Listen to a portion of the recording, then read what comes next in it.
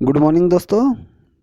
आप सभी लोगों का मेरे YouTube channel Uttarakhand online classes में हार्दिक स्वागत है। दोस्तों, जैसे कि इससे पूर्व हमने विश्वविद्यालय अनुदान आयोग के बारे में पढ़ा, राधा कृष्णन आयोग के बारे में पढ़ा और उसके पश्चात हमने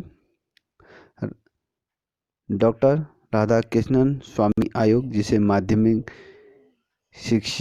शिक्षा आयोग के नाम से जाना जाता था। आज उसी कड़ी को आगे बढ़ाते हुए हम कोठारी आयोग, विश्वविद्यालय अनुदान आयोग के बारे में हम चर्चाएं करेंगे, क्योंकि ये परीक्षा के दृष्टिकोण से महत्वपूर्ण भी है और जो आयोग द्वारा जो सिलेबस दिया गया है उसमें ये दिया गया है, ये महत्वपूर्ण है परीक्षा के दृष्टिकोण में। आइए आज हम प्रकाश डालते हैं कोठारी आयोग के संबंध में। आइए शुरुआत करते हैं कोठारी आयोग, जिसे विश्वविद्यालय अनुदान आयोग के नाम से भी जाना जाता है। दोस्तों, यदि मैं बात करूं इन आयोगों के बारे में, क्योंकि ये शिक्षा के क्षेत्र में जो ये शिक्षा आयोग द्वारा जो जितने भी आयोगों का निर्माण किया गया था, जिनको धरातल पर उतारा गया था, इन आयोगों के द्वारा शिक्षा के क्षेत्र में बहुत ज़्यादा क्रांति पैदा हुई और एक नए युग का सूत्रपात हुआ। दोस्तों, यदि हम विश्वविद्यालय अनुदान आयोग के बारे में चर्चा करें तो इससे पूर्व इस आयोग के अध्यक्ष कौन थे और इस आयोग की ऐसी क्या आवश्यकता पड़ गई थी कि विश्वविद्यालय अनुदान आयोग बनाने की ये आवश्यकता रही। यदि मैं बात करूं, जो विश्वविद्यालय अनुदान आयोग के जो अध्यक्ष हैं वो है डॉक्टर दौलत सिंह कोठारी। और इसी चीज़ को, यदि डॉक्टर दौलत सिंह कोठारी के बारे में यदि मैं बात करूं, इनके नाम से ही विश्वविद्यालय अनुदान आयोग का गठन किया गया, क्योंकि ये भारत के प्रसिद्ध वैज्ञानिकों में से एक थे। यदि मैं कोठारी साहब के बारे में बात करूं तो जिस समय शिक्षा की स्थिति भारत में कमज़ोर हो रही थी और शिक्षा के क्षेत्र में कई ढेर सारे बदलावों की आवश्यकता हो रही थी, जब भारत में शिक्षा आयोग का गठन हुआ, जब राष्ट्रीय शिक्षा आयोग का गठन होने जा रहा था, तो उसमें ऐसी बहुत ढेर सारी खामियां थी। यदि मैं प्राथमिक क्षेत्र की बात करूं, यदि उच्च प्राथमिक की बात करूं, या माध्यमिक शिक्षा की बात करूं, या उच्च शिक्षा की बात करूं, या उच्चतर शिक्षा के बारे में बात करूं, तो उनमें ऐसी कई खामियां थी शिक्षा नीति के अंतर्गत। तो उन्हीं चीज़ों में सुधार करने के लिए इस आयोग का गठन किया गया। इस आयोग द्वारा शिक्षा को नई तरीके से प्रस्तुत किया गया और नई तरीके से सुझाव दिए गए, जिसको सरकार के सम्मुख से जो सुझाव कोठारी साहब ने रखे थे, उन चीज़ों से आज के शिक्षा नीति में बहुत बड़ा बदलाव देखने को प्राप्त हुआ और हम लोग एक नए युग की तरफ अग्रसर हुए, जिसे हम वर्तमान में यदि बात करें तो क्रांतिकारी युग की तरफ हम बढ़े। आज 21वीं शताब्दी के अंतर्गत भारतीय शिक्षा व्यवस्था सर्वोच्च स्तर पर पहुंच चुकी है। आइए शुरुआत करते हैं विश्वविद्यालय अनुदान या फिर कोठारी आयोग या कोठारी कमीशन। ठीक है, सबसे पहले इस आयोग के बारे में चर्चाएं करें तो पहले डॉक्टर दौलत सिंह कोठारी कौन थे, इनके बारे में थोड़ा सा सूक्ष्म अध्ययन करते हैं। दोस्तों, डॉक्टर दौलत सिंह कोठारी, इनका जन्म 1906 को हुआ था और यदि जब इनका देहांत हुआ था, ये 1993 में इनका देहांत हुआ था। 1996 को इनका जन्म और 1993 को इनका मृत्यु हुई थी। ठीक है, अब आते हैं ये कौन थे, इनका कार्य क्षेत्र क्या रहा। दोस्तों, ये भारत के प्रसिद्ध वैज्ञानिकों में से एक वैज्ञानिक था।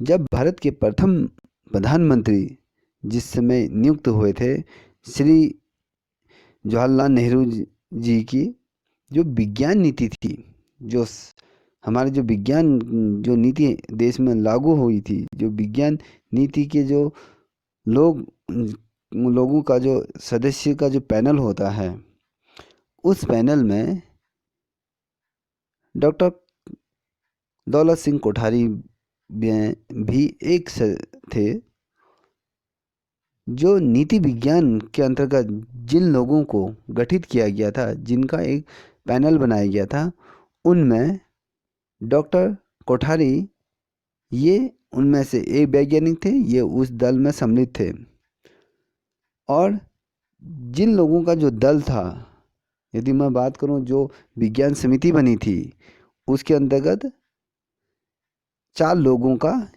ये समूह था, जिसमें डॉक्टर दौलत सिंह कोठारी प्रथम, द्वितीय होमी भाभा और तीसरा डॉक्टर मेघनाथ शाह और चौथे सी.बी. रमन थे। सी.बी. रमन को आप सभी जानते हैं। और यदि डॉक्टर कोठारी की बात करूं, ये भारत के जो प्रधानमंत्री थे, उस मंत्रिमंडल के जो रक्षा मंत्री थे उस समय के, उनके ये क्या थे, वैज्ञानिक सलाहकार थे। जब हमारे देश में जो पहली सरकार जब गठित हुई थी, तो उस समय जो रक्षा मंत्री थे, जो उनके कोठारी साहब वैज्ञानिक सलाहकार थे। विज्ञान के क्षेत्र में उन्हें सलाहें दिया करते थे कि किस प्रकार की चीज़ें हमारी सैन्य शक्तियों को प्राप्त होनी चाहिए, किन किन आधुनिक हथियारों की आवश्यकता पड़े। इन संबंधों में चर्चाएं इनके माध्यम से सलाह ली जाती थी। यदि मैं बात करूं विश्वविद्यालय अनुदान आयोग, जिसे कोठारी आयोग की जब नियुक्ति हुई थी, इनकी जब अध्यक्ष के तौर पर जब नियुक्ति हुई थी, वो 1961 में विश्वविद्यालय अनुदान के अध्यक्ष के तौर पे इन्हें नियुक्त किया गया।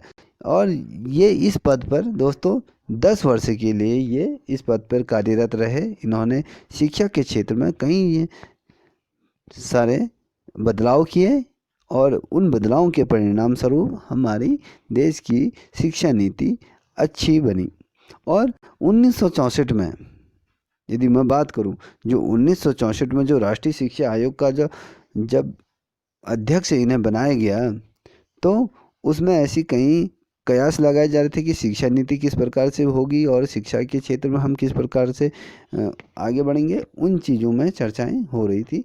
और प्रशासनिक क्षेत्र था कि जो सेवाएं थे, उसमें इनका बहुत बड़ा योगदान शिक्षा के क्षेत्र में रहा और इन्हें भारत सरकार द्वारा समय समय पर सम्मानित किया गया। यदि मैं बात करूं 1966 की बात करूं, 1962 की बात करूं, तो भारत सरकार द्वारा इन्हें पद्म विभूषण से सम्मानित किया गया और 1973 में इन्हें पद्म विभूषण सम्मान से, जिसे पहले इन्हें 1962 में पद्म भूषण से सम्मानित किया गया और 1973 को इसमें पद्म विभूषण सम्मानित पुरस्कार से इन्हें सम्मानित किया गया।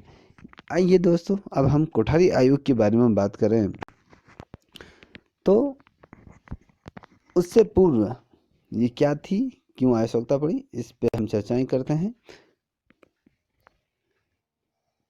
कोठारी आयोग, ठीक है, महत्वपूर्ण है। कोठारी आयोग शिक्षा के क्षेत्र में क्रांतिकारी रही है। 1964 को जब भारत की जो केंद्र में जो सरकार बैठी थी, जो केंद्र में जो सरकार थी, तो उनके माध्यम से डॉक्टर दौलत सिंह कोठारी जी को स्कूली शिक्षा के क्षेत्र में उसका अध्यक्ष बनाया गया, जिसे विश्वविद्यालय अनुदान आयोग के तौर पर जाना जाता है। जब स्कूली प्रणाली को इन्होंने क्या किया, नया आकार नया आयाम देने की कोशिश की और उस क्षेत्र में इन्होंने बहुत ढेर सारे कार्य किया और शिक्षा को एक शिक्षा के क्षेत्र में इन्होंने केंद्र स्तर पर एक अलग से विभाग का गठन किया, जिसे हम शिक्षा आयोग के नाम से जाना जाते हैं। और इसी के पैरेलल कोठारी आयोग का गठन हुआ, और जिसे हम कह रहे हैं कि शिक्षा के क्षेत्र में जो नया सूर्य उदय हुआ वो कोठारी आयोग के माध्यम से ही उदय हुआ। यदि मैं बात करूं समय के अनुसार, डॉक्टर कोठारी का नाम समय के अनुसार कोठारी आयोग के अनुरूप, जिसे हम विश्वविद्यालय अनुदान आयोग के अध्यक्ष के तौर पे जाना जाते हैं, इन्होंने इस आयोग के माध्यम से, यदि मैं बात करूं, जो स्कूली शिक्षा थी उसके संबंध में इन्होंने गहन अध्ययन किया, समीक्षाएं की।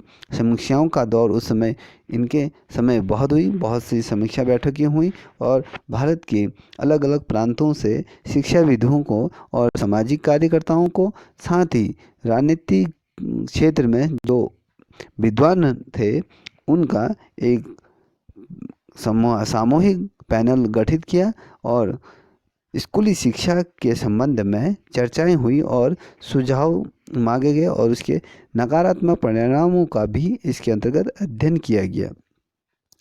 यदि मैं बात करूं, जब इनको अध्यक्ष के तौर पर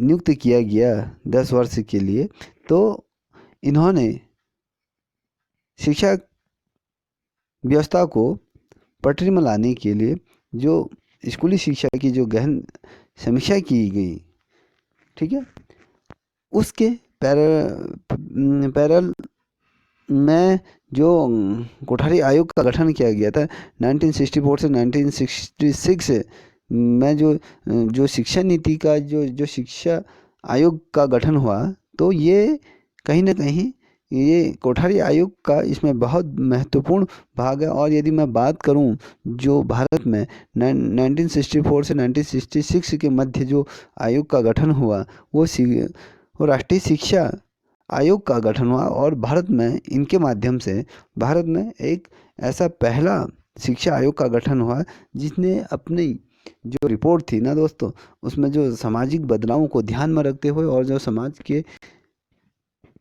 लोगों से जुड़े हुए, जो ज़मीनी हकीकत से जुड़े हुए लोगों को से जो सुझाव लिए थे, जो वो एकदम ठोस सुझाव इसके माध्यम से लिए गए। और इन्होंने जो अपनी रिपोर्ट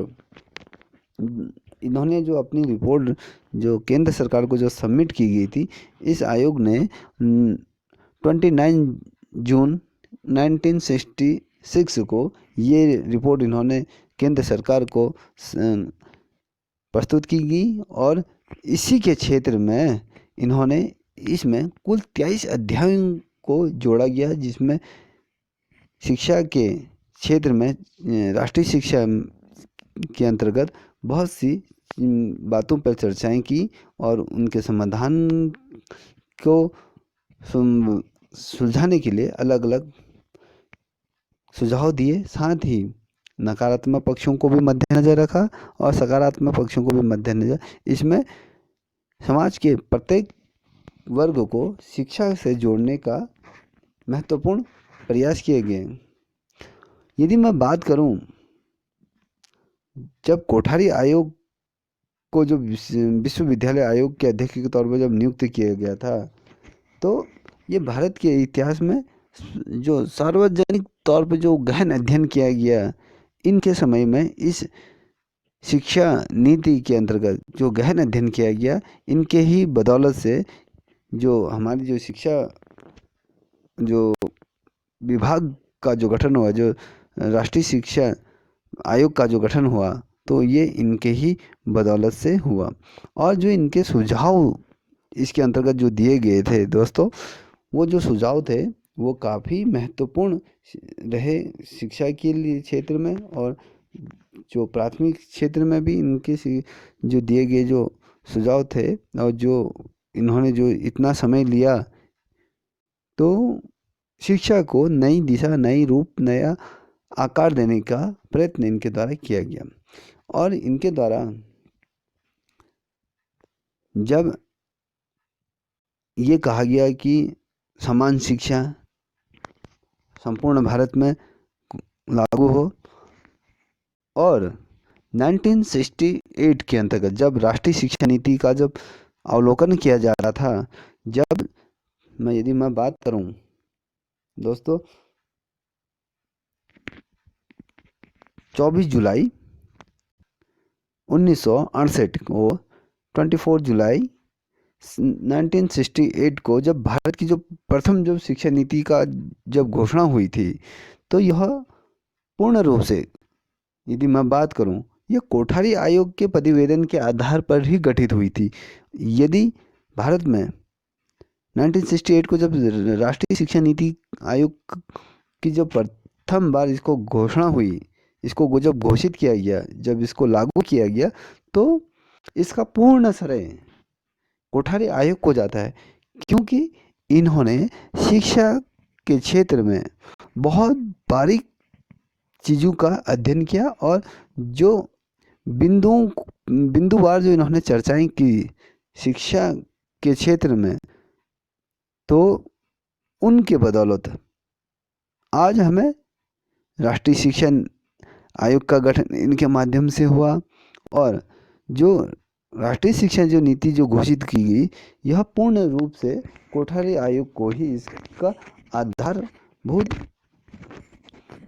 परिणाम जो देखने को हमें मिले, तो जो आधार जो रखी, तो इनके माध्यम से रखेगी।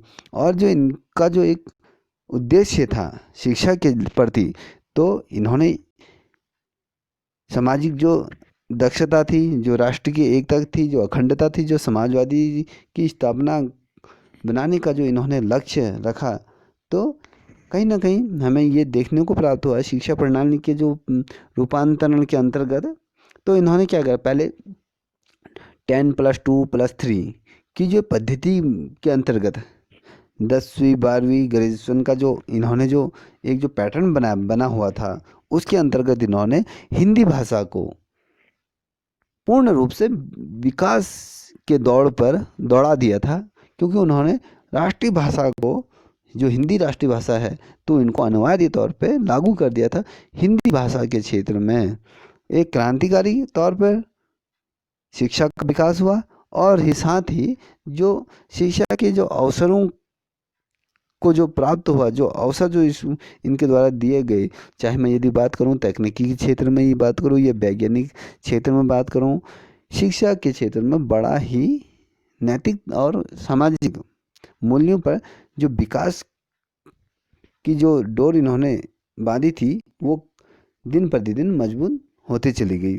और साथ ही दोस्तों, तो देश के विभिन्न हिस्सों में, यदि मैं कहूँ केंद्र सरकार और राज्य सरकार के मध्य जितना भी वार्तालाप हुई, और जो नकारात्मक सकारात्मक जो पक्ष रखे गए, कोठारी आयोग के माध्यम से ही रखे गए, और शिक्षा के क्षेत्र में इनके द्वारा बजट तैयार करवाया गया, और 100% बजट का प्रावधान राष्ट्रीय शिक्षा आयोग के अंतर्गत देने के प्रावधान हुआ, जिसे हम विश्वविद्यालय अनुदान आयोग कहते हैं, जिसे यूजीसी के माध्यम से जो ग्रांट हमें जो प्राप्त होती है, जो सरकार जो ग्रांट के तौर पे जो धनराशि विश्वविद्यालयों को जो आवंटित करती है, वो कोठारी आयोग के माध्यम से ही संभव हो पाया। इन्हीं के माध्यम से उस क्षेत्र में भारत सरकार द्वारा महत्वपूर्ण निर्णय लिए गए हैं, और साथ ही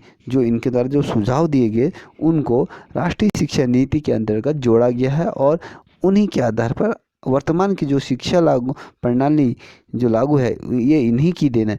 हाँ, एक चीज़ और बताना चाहूँगा, समय समय पर शिक्षा नीति में जब ऐसा महसूस होती है कि शिक्षा नीति में किन्हीं बिंदुओं पर संशोधन किया जाना चाहिए, तो समय समय पर शिक्षा नीति में बदलाव समय के अनुसार करना अत्यंत अनिवार्य हो जाता है, क्योंकि जिस प्रकार से विकास की दौड़ में सभी लोग जब आगे दौड़ रहे हैं तो कहीं ना कहीं शिक्षा के क्षेत्र में भी बदलाव होने अत्यंत आवश्यक हो जाते हैं।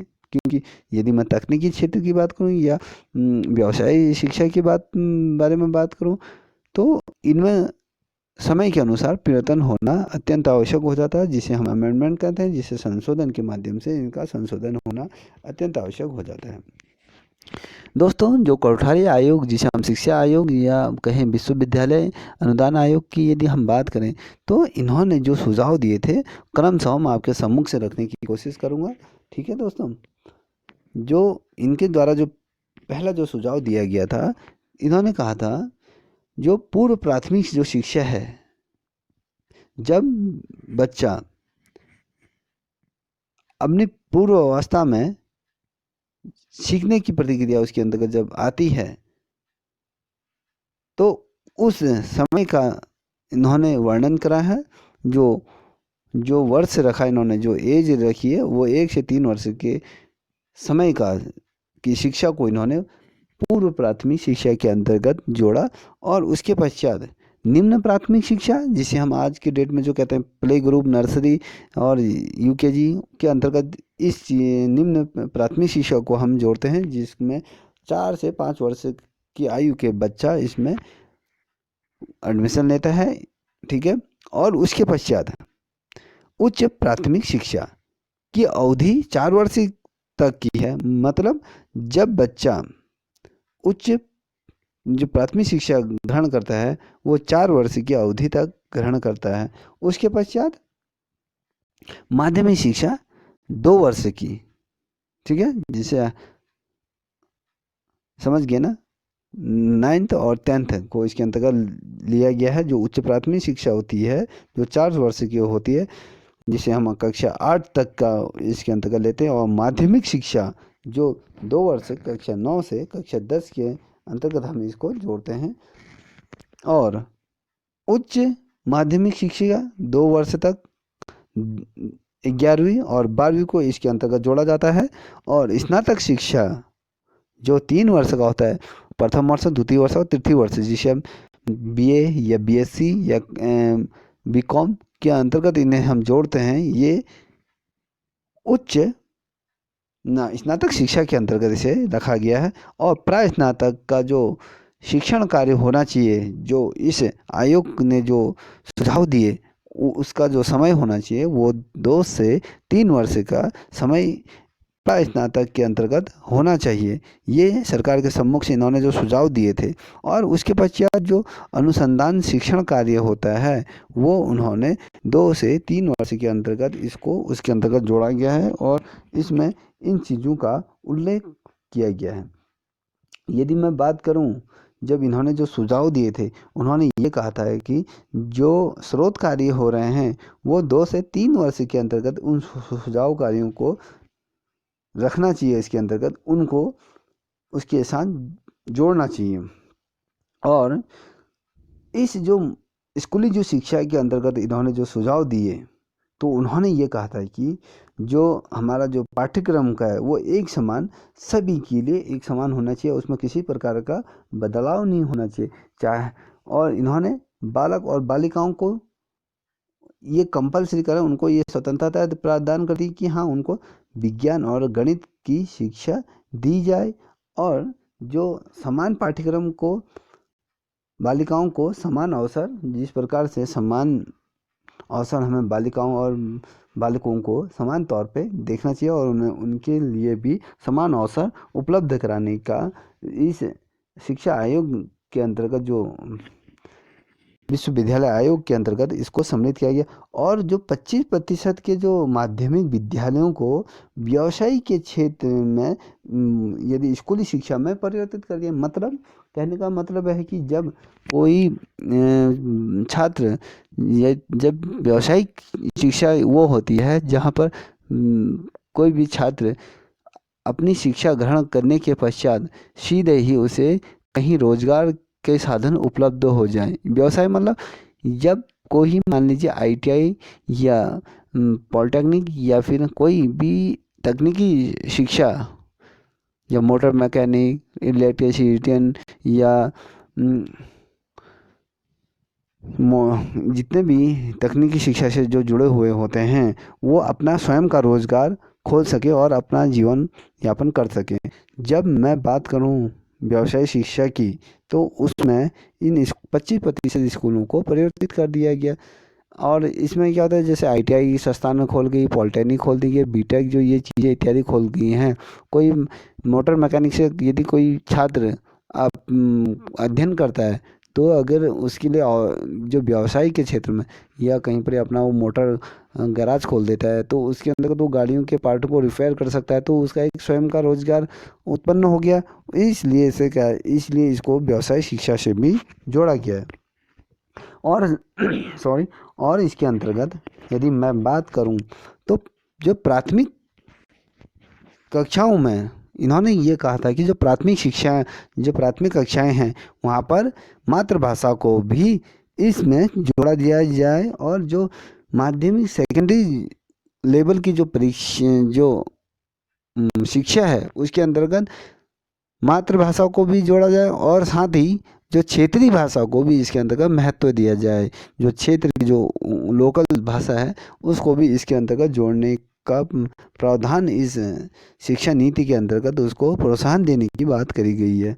यदि मैं बात करूं, इन्होंने ये कहा था कि भैया जब बच्चे की उम्र 6 वर्ष होने पर उसका नामांकन क्या कराया जाएगा, विद्यालय में किया जाएगा, उसके पश्चात ही है। और जो विद्यार्थियों को जो परीक्षा देने का जो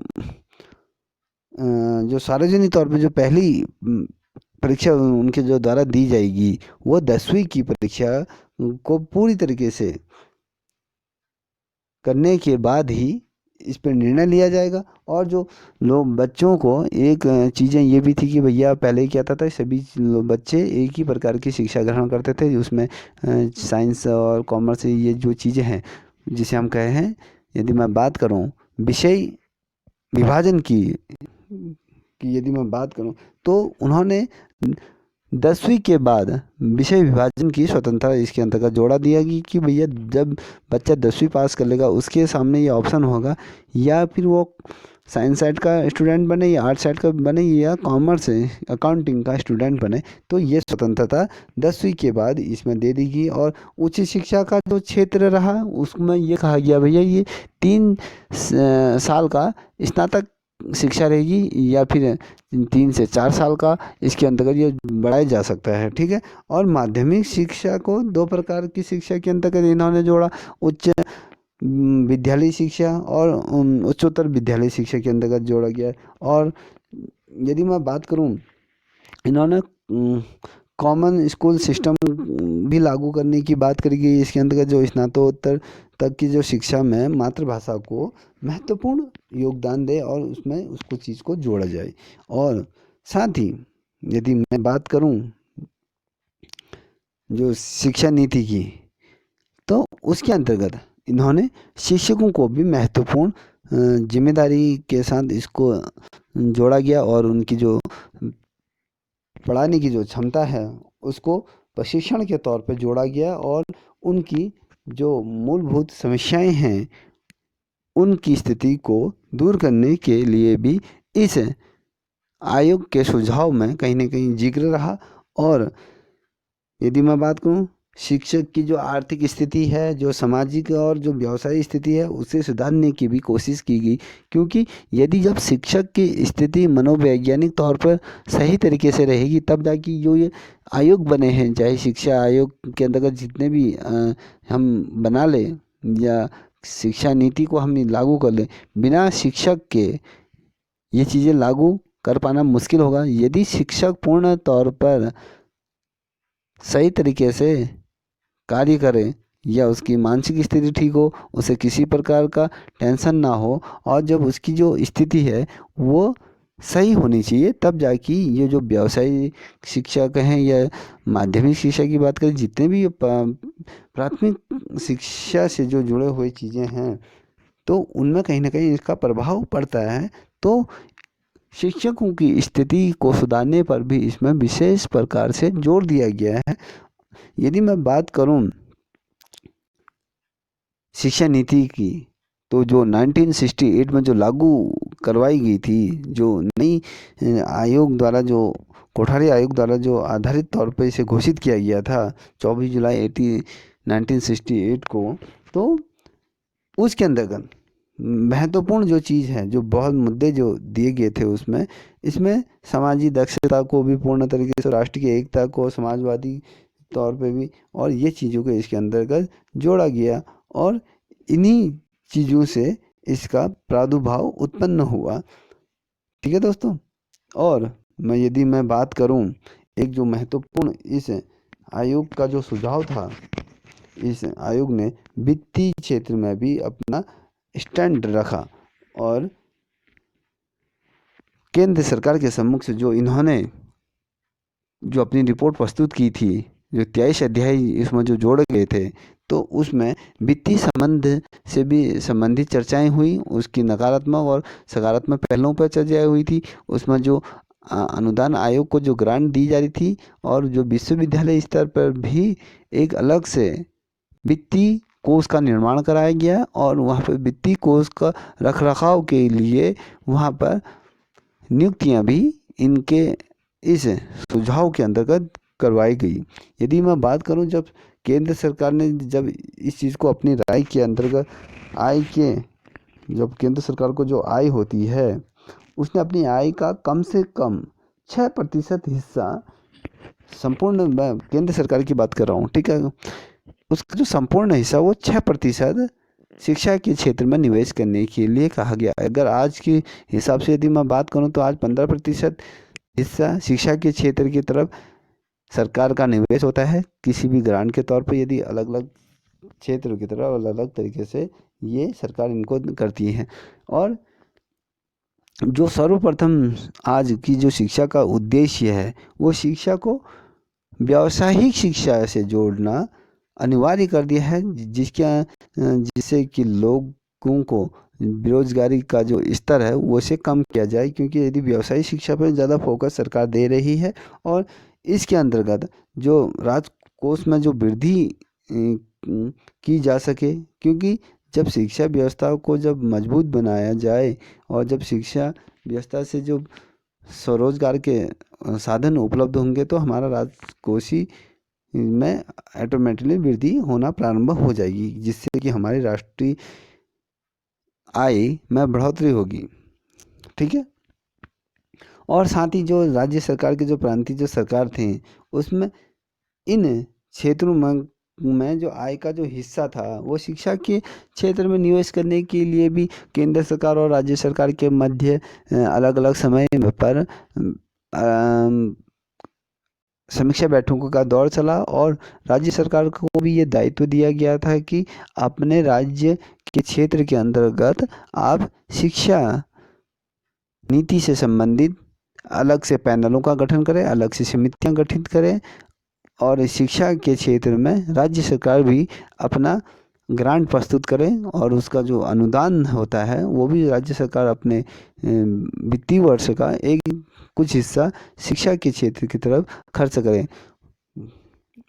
और यदि मैं बात करूं, ग्राम पंचायतों को भी वित्तीय निवेश करने के लिए इसमें बाध्य किया जाना चाहिए, इस आयोग द्वारा ये कहा गया है। जिससे कि ऐसा क्यों कहा, जो ग्राम पंचायतों को जो वित्तीय निवेश होता है उसको भी इसके अंतर्गत बाध्य करना चाहिए। जो सरकार द्वारा जो अलग अलग मदों में पैसा दिया जाता है, जो ग्रांट के तौर पर दिया जाता है, तो उनको उनका दायित्व भी बनता है। ये कह रहा है कि ये जो ग्रामीण क्षेत्र की जो शिक्षा व्यवस्था को सुचारू तौर से प्रारंभ किया जाए, और उसमें बदलाव किए जाएं, जो निम्न तरीके से जो गुण शिक्षा व्यवस्था जो दी जा रही थी उसको अच्छी तरीके से लागू किया जा सके, और उसमें गुणात्मकता तौर पर सुधार किए जा सकते हैं। इस वित्तीय सुझाव के अंतर्गत इसको रखा गया। और जो क्षेत्रीय जो नगर पालिकाओं को भी शिक्षा के लिए जो वित्तीय व्यवस्था की स्थापना करनी चाहिए। जो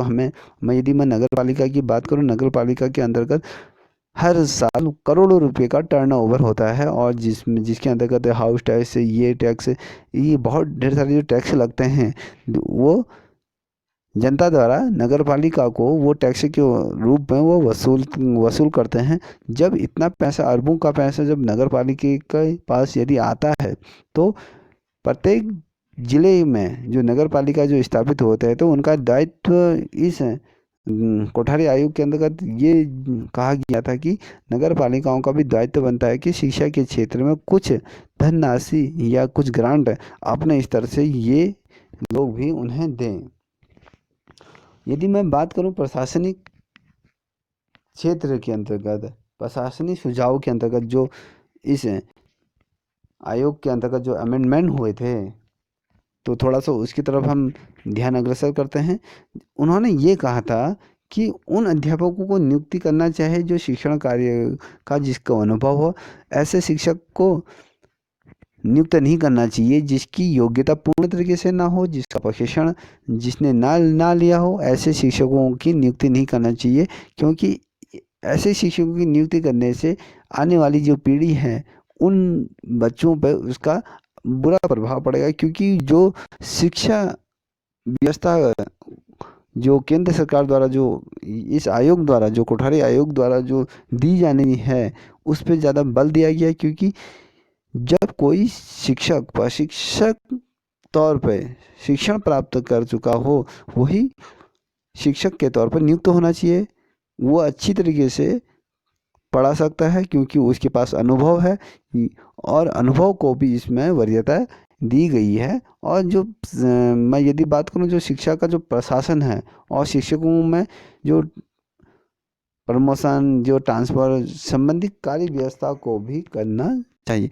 क्योंकि एक ही स्थान पर शिक्षण व्यवस्था करना शिक्षक के लिए भी बोरियत हो जाती है, और उसमें उसके अंतर्गत भी कोई अलग नए बदलाव होने चाहिए। चाहे प्रशासनिक क्षेत्र के अंतर्गत यदि उसका प्रमोशन भी होना चाहिए, क्योंकि एक ही पद पर उसके सेवानिवृत्त तक अलग अलग पदों पर उसका सृजन होना अत्यंत आवश्यक है, और उसमें हस्तक्षेप करना चाहिए। और उसका ट्रांसफ़र भी समय समय पर उसकी क्राइटेरिया नियुक्त कर देनी चाहिए कि इतने साल सुगम और दुर्गम का जो श्रेणी बना दी गई है, कुछ 5 साल सुगम में रहेगा और 5 साल दुर्गम क्षेत्रों में अपनी सेवाएं दे।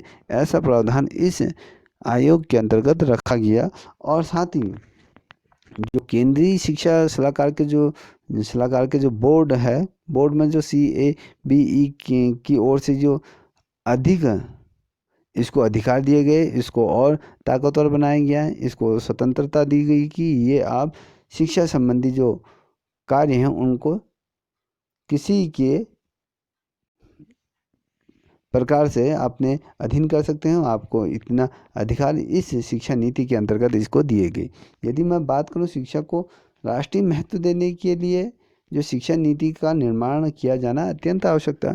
यदि शिक्षा नीति को लागू करना है तो उसके अंतर्गत क्या होता है, जब संपूर्ण देश में यदि शिक्षा नीति को लागू करना है तो एक समान शिक्षा नीति संपूर्ण भारत में होगी। ये नहीं कि आप उत्तराखंड में कुछ और हो रहा है, हिमाचल प्रदेश में कुछ हो रहा है, दिल्ली में कुछ और हो रहा है, राजस्थान में कुछ अलग प्रकार की शिक्षा व्यवस्था लागू है।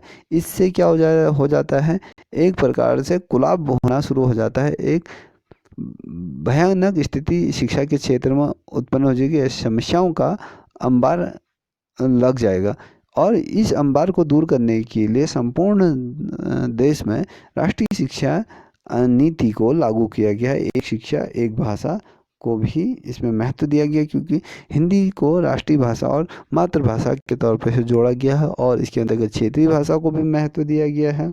और जो शिक्षा के क्षेत्र में ऐसे अनुभवी लोगों को पदों में बैठाना चाहिए जिनके पास अनुभव हो। ऐसे व्यक्तियों की इस क्षेत्र में नियुक्ति करनी चाहिए। मान लीजिए हमने कोई पैनल गठित किया है, उसमें ऐसे व्यक्तियों का चयन नहीं होना चाहिए जो शिक्षा के बारे में उन्हें कुछ पता ना हो, और शिक्षा की जो बेसिक चीज़ें हैं वो उसको आनी चाहिए। तब जाके जो अपना स्टैंड ले सकें, जो अपना निर्णय लेने में स्वतंत्रता प्रदान हो, ऐसी कार्यशैली के व्यक्तियों को जो अनुभव के क्षेत्र में इस पदों पर उन्हें नियुक्ति करना चाहिए। और उन्हें ऐसे दायित्व दिए जाने चाहिए जो शिक्षा के क्षेत्र को और आगे बढ़ा सकें। ये मेन उद्देश्य रहा इस शिक्षा नीति का। इसीलिए ये शिक्षा नीति को हम कोठारी कमीशन के माध्यम से भी इसे जानते हैं। और यदि मैं इसकी निष्कर्ष की बात करूं, यदि इस पूरे जो कोठारी आयोग जो बना, जिसे हम विश्वविद्यालय शिक्षा आयोग के नाम से जो जानते हैं, इसके जरिए जो शिक्षा व्यवस्था में जो प्रणाली में एक नई क्रांतिकारी ऊर्जा जो उत्पन्न हुई, जो शिक्षा की जो प्रणाली को जो सुदृढ़ बनाने का जो एक बड़ा प्रयास किया गया था, एक नई युग का सूत्रपात कोठारी कमीशन के द्वारा किया गया। इसके साथ ही पूरी शिक्षा व्यवस्थाओं में इस आयोग का अहम योगदान रहा है। और यदि मैं बात कहूँ, इसे शब्दों में बयान नहीं किया जा सकता जो इस आयोग के माध्यम से कार्य हुए और अमूल्य योगदान इस शिक्षा के क्षेत्र में इस आयोग का रहा। इसके पश्चात हम हंटर आयोग और आगे को जो आयोग आएंगे उनके बारे में हम विस्तार पूर्वक चर्चा करेंगे। ये परीक्षा के दृष्टिकोण से बहुत ज़्यादा महत्वपूर्ण चैप्टर है और इसे आप पढ़ लीजिएगा। ये आपको पता होना चाहिए कि भैया ये जो शिक्षा नीति, जो राष्ट्रीय शिक्षा नीति है, वो कब लागू हुई, आपको पता होना चाहिए। 24 जुलाई 1968 को ये प्रथम बार भारत में लागू हुई और इसका जो पूर्ण रूप से जो इसको सराहा जाता है वो कोठारी आयोग को इसका सराहा जाता है। और इसी के माध्यम से हिंदी भाषा को भी मजबूत मिली और इसी मजबूताई मिली और साथ ही हिंदी भाषा को भी कंपलसरी तौर पे लागू कर दिया गया था, साथ ही मातृभाषा को भी, और इसके अनुसार क्षेत्रीय भाषाओं को भी महत्व दिया गया। कभी क्वेश्चन ये आ जाता है कि कोठारी आयोग के अध्यक्ष का पूरा नाम बताइए, ठीक है। वो है डॉक्टर दौलत सिंह कोठारी। और डॉक्टर सिंह कोठारी इससे पूर्व क्या थे? ये एक वैज्ञानिक थे और रक्षा मंत्री के वैज्ञानिक सलाहकार के तौर पर ये नियुक्त थे। और कोठारी आयोग का दूसरा नाम क्या है, जिसे विश्वविद्यालय अनुदान आयोग। और इनकी नियुक्ति विश्वविद्यालय अनुदान के अंतर्गत कितने वर्षों के लिए हुई? ये 10 वर्षों के लिए हुई। और कोठारी आयोग कब से कब तक रहा? 1964 से 1966 तक इस आयोग का गठन हुआ। और इसके अंतर्गत सर्वप्रथम भारत में राष्ट्रीय शिक्षा आयोग का गठन पहली बार भारत में हुआ। और इन्होंने जो अपनी जो रिपोर्ट दी थी वो एकदम ठोस सुझावों से परिपूर्ण तौर पर दी थी। और जो इन्होंने जो अपनी रिपोर्ट जो आयोग को सबमिट की गई थी उसकी तिथि बतानी है। उसकी तिथि है 29 जून 1966 को इन्होंने अपनी रिपोर्ट केंद्र सरकार को प्रस्तुत की। साथ ही और मैं यदि कहूँ, जो इन्होंने जो रिपोर्ट प्रस्तुत की गई थी इसमें कितने अध्याय थे? इसमें 23 अध्याय इसके अंतर्गत जोड़े गए थे। इसमें पूरे तौर पे सुझाव दिए गए थे पाठ्यक्रम से संबंधित, शिक्षा की रचना कैसी होनी चाहिए। और जो इसमें महत्वपूर्ण जो चीज़ मैं बताऊं आपको, तो इसके अंतर्गत जो पूर्व प्राथमिक शिक्षा, निम्न प्राथमिक शिक्षा, उच्च प्राथमिक शिक्षा, माध्यमिक शिक्षा, उच्चतर माध्यमिक शिक्षा, स्नातक शिक्षा, प्राथमिक शिक्षा और अनुसंधान की जो शिक्षा की बात करी गई थी, स्रोत शिक्षा की जो बात की गई थी, ये महत्वपूर्ण हो जाते क्योंकि इनके माध्यम से हमारे देश की शिक्षा व्यवस्था बहुत ज़्यादा सुधरनी रही। और इसमें जो सबसे ज़्यादा यदि मैं कहूँ ज़्यादा श्रेय यदि किसी को जाता है तो वो डॉक्टर दौलत सिंह कोठारी को जाता है, क्योंकि इनके ही द्वारा आज की जो शिक्षा नीति जो बनी हुई, जो एक शिक्षा के क्षेत्र में जो नए युग का सूत्रपात हुआ है, सारा श्रेय इन्हें जाता है। ठीक है दोस्तों, ये वीडियो आज यहीं तक का। यदि आपको ये वीडियो पसंद आए प्लीज़ लाइक शेयर कमेंट कीजिए, इन्हें अधिक से अधिक लोगों तक इसको पहुंचाइए, जिससे कि और लोग भी इसका लाभ उठा सकें। धन्यवाद। जय हिंद, जय भारत।